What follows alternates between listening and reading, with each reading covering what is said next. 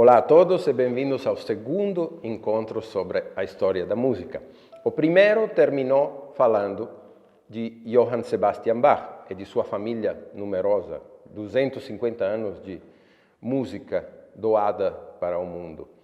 Hoje começamos falando de um de seus numerosos filhos, talvez o mais genial de todos, Carl Philipp Emanuel Bach, que será também o responsável de preparar aquela transição entre o barroco, linguagem no meio do qual ele nasceu, para o classicismo, que teve em Haydn e Mozart seus principais expoentes.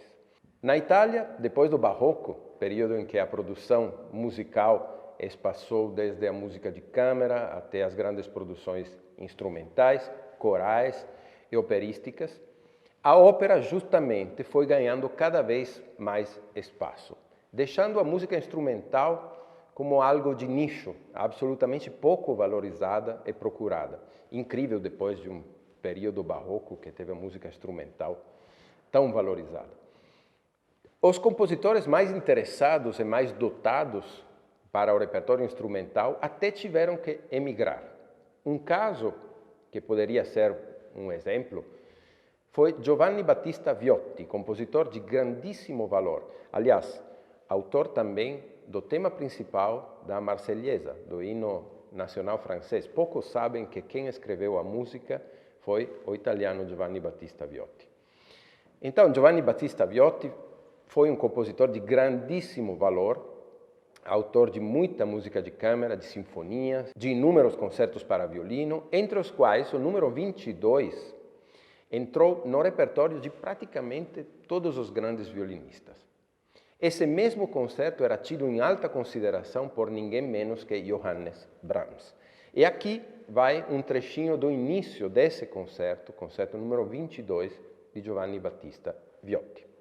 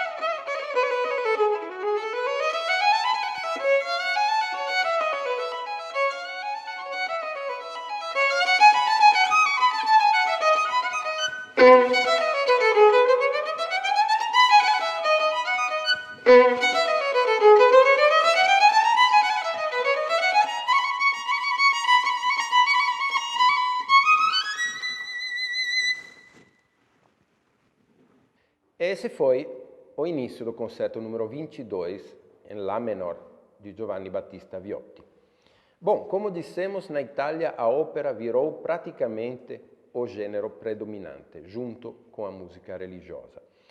Mas não foi bem assim no resto da Europa, onde os herdeiros de Bach abriram o caminho para Haydn e Mozart, e para uma produção musical muito mais abrangente. Se já no barroco as escolas e as regiões geográficas tinham se separado, criando suas próprias tendências e características de linguagem, isso se acentuou ainda mais na época sucessiva, que é justamente a época que estamos abordando nesse programa. Temos um relato divertidíssimo sobre o público da ópera italiana no século XVIII. A incrível extensão do palco, a prodigiosa circunferência dos camarotes, a altura do teto, Tudo isso produz um efeito maravilhoso na mente por alguns momentos, mas no instante em que a ópera começa, o espectador lamenta essa impressionante visão. Ele imediatamente percebe que a estrutura não é gratificante para o ouvido, por mais que o seja para os olhos.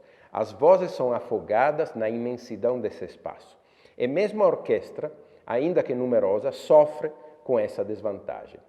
Verdade seja dita, alguns dos melhores cantores podem ser ouvidos, contudo, no todo, deve-se admitir que a casa é melhor projetada para se ver do que para se ouvir. Há quem diga que os cantores poderiam ser ouvidos em alto e bom som, se a audiência fosse mais silenciosa. Mas é um costume tão difundido em Nápoles e de fato em toda a Itália considerar a ópera como um lugar de encontro e de convívio, que eles não parecem prestar a mais mínima atenção à música, mas riem e falam durante todo o espetáculo sem qualquer freio. É como se pode imaginar uma plateia com centenas de pessoas conversando entre si, tão ruidosamente, acaba por encobrir completamente a voz dos cantores.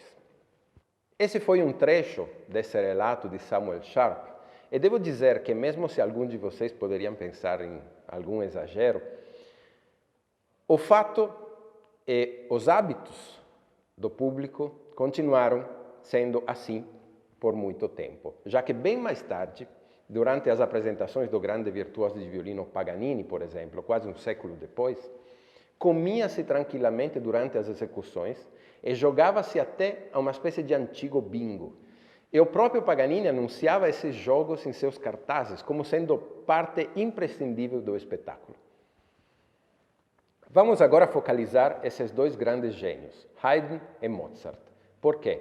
Bom, eu acho que, não tendo a possibilidade aqui, por questões de tempo e de espaço, de abranger realmente toda a história da música, o que posso fazer é focalizar alguma das figuras mais representativas, mais importantes das várias épocas que estamos abordando, transformando-as em exemplos daquela linguagem, daquele estilo, daquele momento histórico e musical.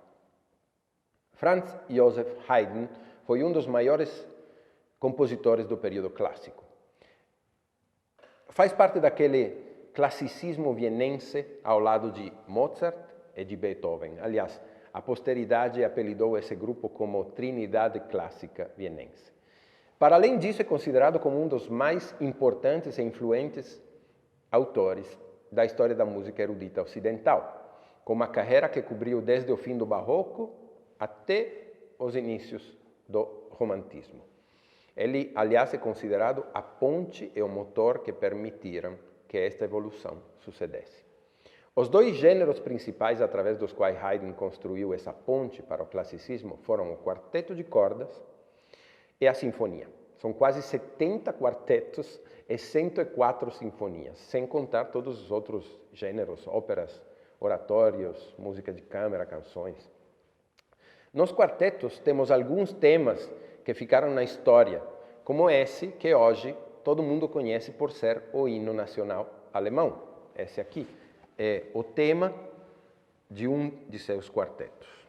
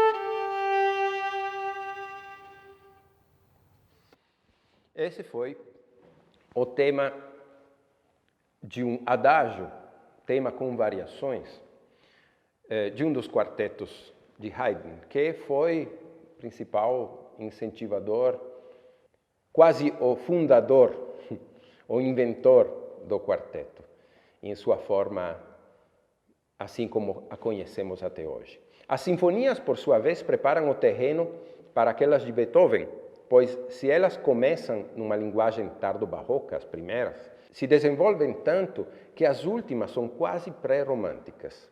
Interessante notar também uma certa teatralidade em várias dessas sinfonias, com efeitos especiais bastante inusitados pela época, como por exemplo na Sinfonia dos Adeus, em que no último movimento os músicos vão saindo aos poucos do palco e apagando as velas de suas estantes, criando um impacto sonoro, visual, muito, muito especial.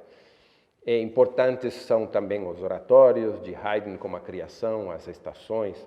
Aliás, aqui vou tocar um trechinho de um concerto para violino em sol maior, muito, muito bonito.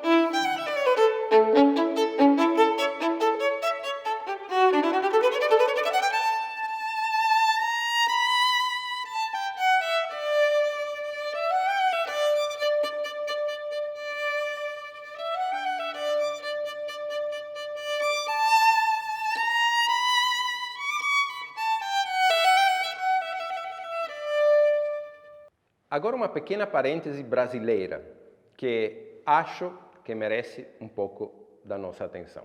O protagonista é um aluno de Haydn, Sigismund von Neukomm. Neukomm foi aluno do pai da sinfonia, Joseph Haydn.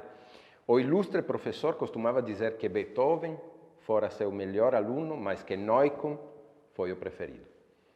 No fim da vida, Haydn confiou ao discípulo tarefas de fazer orquestração e redução para piano de várias de suas obras. Neukomm, talvez por isso, foi como Haydn afeiçoado às personalidades da aristocracia dos países por onde ia passando.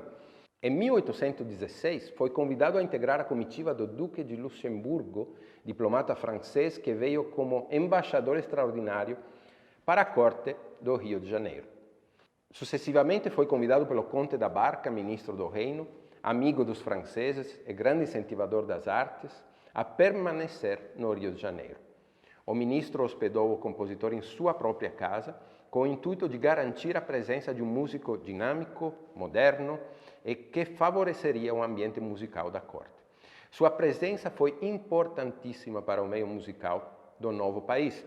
Contribuiu para a popularização da obra de Haydn e de Mozart. Na corte foi professor do príncipe Dom Pedro, de Dona Leopoldina e de outras personalidades da época. Uma curiosidade interessante é que foi o Neukomm o primeiro que introduziu em uma música dita clássica um elemento característico da música popular brasileira, o antepassado do samba, o lundum.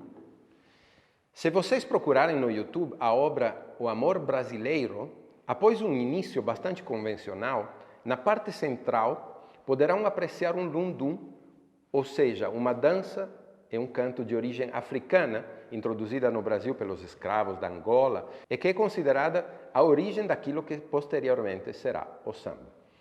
Embora a peça original seja para teclado, fortepiano, piano, tocarei agora dois curtos exemplos. O início, que é um pouco mais convencional, e a parte famosa central, em que temos a presença do lundum.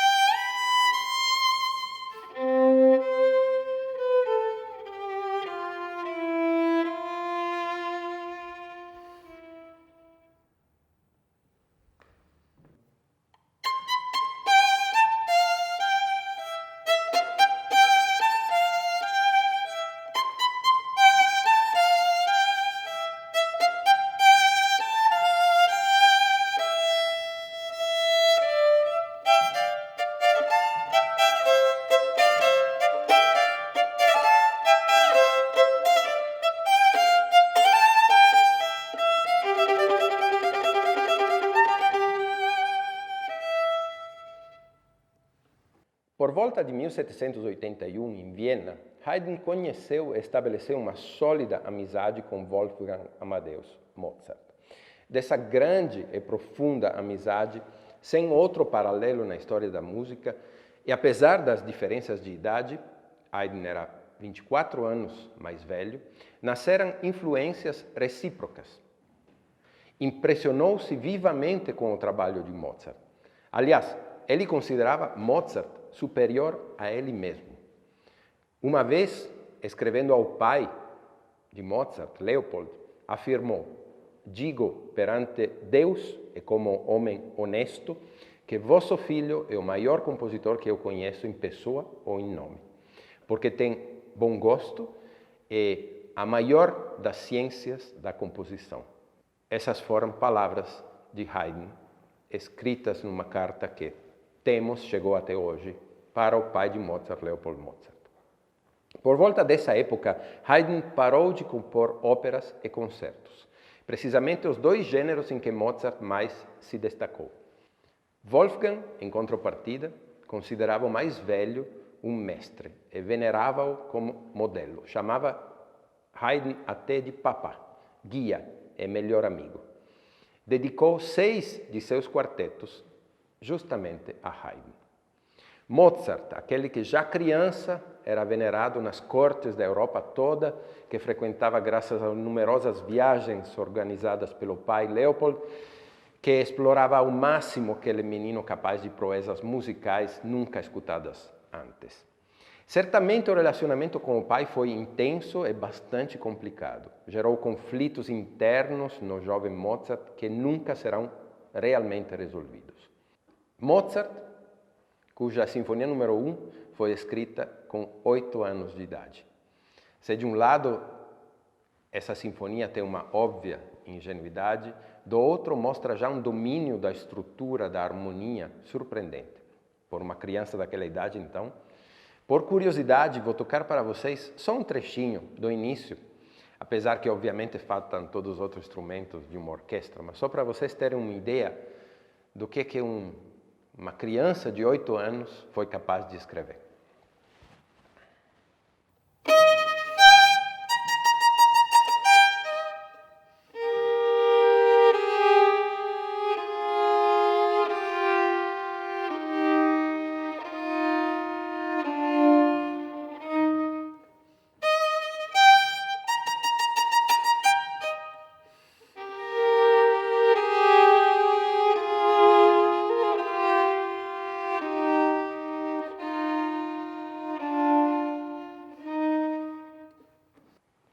Eu realmente aconselho vocês de procurar essa Sinfonia número 1 e de escutar essa Sinfonia número 1, porque é absolutamente extraordinária, ainda mais pensando que foi escrita por uma criança de 8 anos.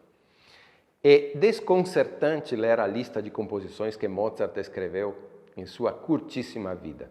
Na música de câmara, continuou e ampliou o tremendo trabalho de Haydn, escrevendo quartetos, trios, sonatas para diversos instrumentos. No campo sinfônico, foi autor de 41 sinfonias, de sinfonias concertantes, de divertimentos. Na ópera, ele chegou a uma sofisticação nunca ouvida antes, criando partituras imortais e, em muitos casos, proféticas. E ainda missas, canções, enfim. O incrível é que quase cada instrumento musical tem, em suas peças mais importantes do repertório, alguma obra de Mozart. Um dos mais amados concertos para clarinete é de Mozart. A flauta, além de maravilhosos concertos, pode voar entre as nuvens no concerto para harpa e flauta. É o que dizer da Sinfonia Concertante para violino e viola, com um dos adágios mais extraordinários de todos os tempos. E ainda os concertos para piano, aqueles para violino, divertimentos. As óperas, então, Don Giovanni, Nozze di Figaro, così fan tutte. Bom, em vez de fazer uma lista, que fica bastante entediante, vou tocar para vocês alguns trechinhos, que certamente vocês conhecem, de alguma das composições de Mozart. Por exemplo, essa.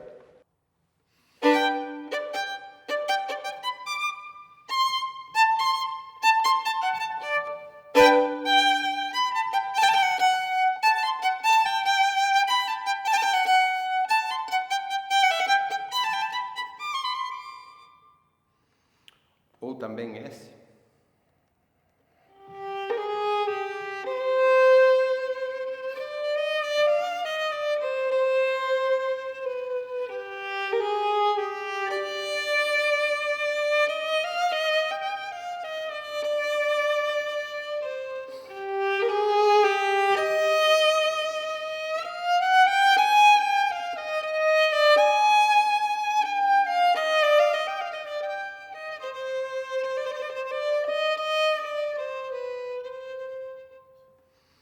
Ainda na ópera,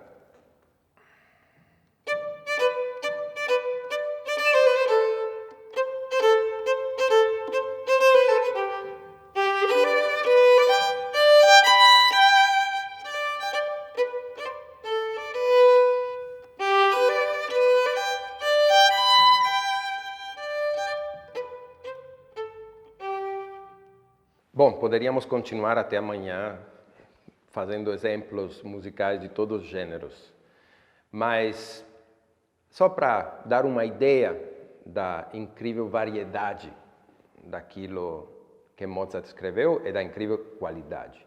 Como em Bach, também Mozart há simbologias importantes, e não só em suas óperas. Costumo dizer que Mozart sabe ser triste sorrindo e sabe sorrir contando uma tragédia. Saber ler atrás da máscara em Mozart é uma das tarefas mais fascinantes e mais desafiadora do intérprete. Vou fazer um pequeno exemplo para encerrar este programa sobre o classicismo. Em 1778, durante uma estadia em Paris com a mãe, uma tragédia acontece na vida de Mozart. É uma tragédia que Mozart terá que enfrentar sozinho, longe de todos. A mãe morre depois de uma doença que não parecia no início ser tão grave. Uma das primeiras composições que escreve é uma sonata para piano e violino em 2 movimentos. Essa aqui.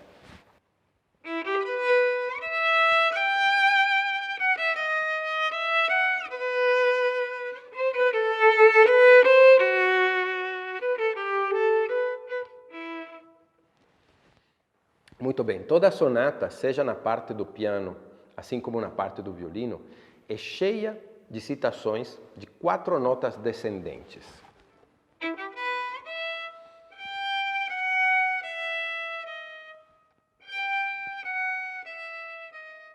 Toda a sonata.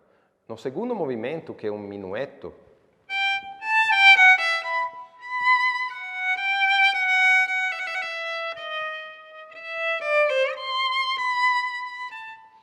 etc. O piano, enquanto o violino toca esse tema de minueto maravilhoso, o piano, os primeiros 4 acordes do piano são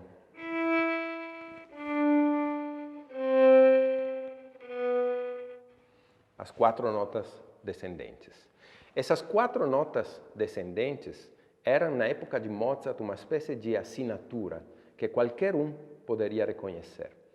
E qualquer um poderia reconhecer como símbolo do desespero, da morte, de qualquer maneira, algo parecido com uma lamentação.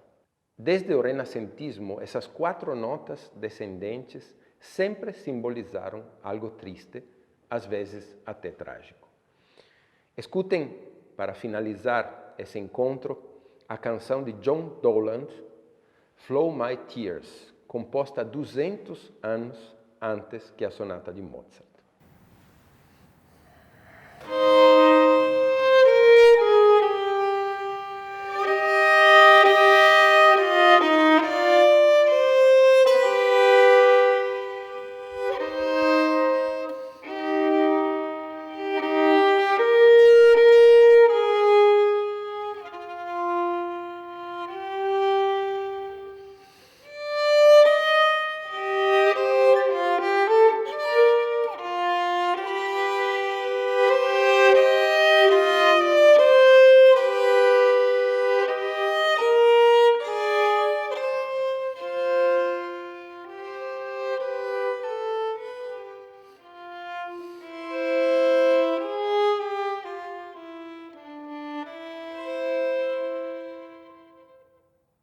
Esse foi John Dowland, a canção Flow My Tears, cheia também dessas 4 notas descendentes que simbolizam algo trágico, desesperador, triste.